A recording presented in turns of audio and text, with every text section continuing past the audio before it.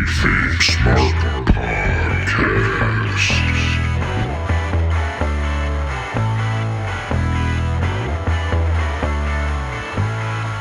Welcome to the KayFabe Smark Podcast with Eric Todd and Brian Rampa, your smart mark source for news and opinions on the world of professional wrestling.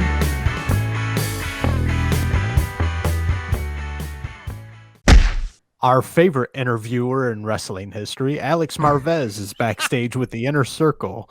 Why can't they hire Sean Mooney?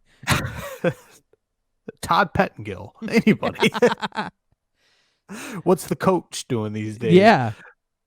WWE's probably got him under contract and not signed with anybody. But we've got Alex Marvez with the Inner Circle, and I thought this was a gimmick. I thought this was a joke. This is real, Brian. The Inner Circle were on the New York Times list of best performances of 2020 for their Les Dinner Debonair performance. Well, let's break it down. That was quite a production, honestly. Let's just be like good or bad. They put on quite the production that went along with that. The internet ate it up. So I can give them, like, majority of the people seem to love it, and it was quite the production that they had to put on. Well, there you go.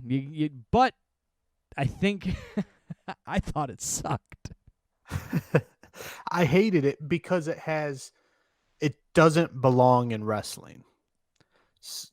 So I hated it because it didn't belong in that moment of wrestling.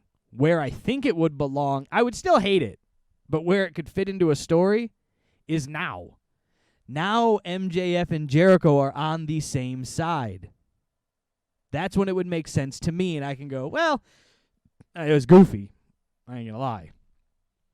But at least they're on the same side, and they work in this big extraordinary. But why would two guys on the opposite side that were going into a match to fight each other, why would they do a big song and dance about being best friends? And it just didn't make sense to me. That's when that didn't make sense. You just hated it top to bottom, no matter where you put it in, what time you put it in. Shit sucked and you hated it. Right. To me, it doesn't belong on a wrestling show. And you getting an award from the New York Times, which has nothing to do with wrestling, it's only going to encourage this type of thing to get produced even more. So we're going to see more Dinner Debonair-esque productions in the future, and the future is looking dim, Brian. So what you're saying, this is like rewarding a negative reaction with a child or a puppy of some kind. Your puppy pisses in the living room, and you pet its head, and you give it a treat, and you wonder why he keeps doing it. Your puppy pisses in the living room, and you give him an award for best piss puddle of 2020.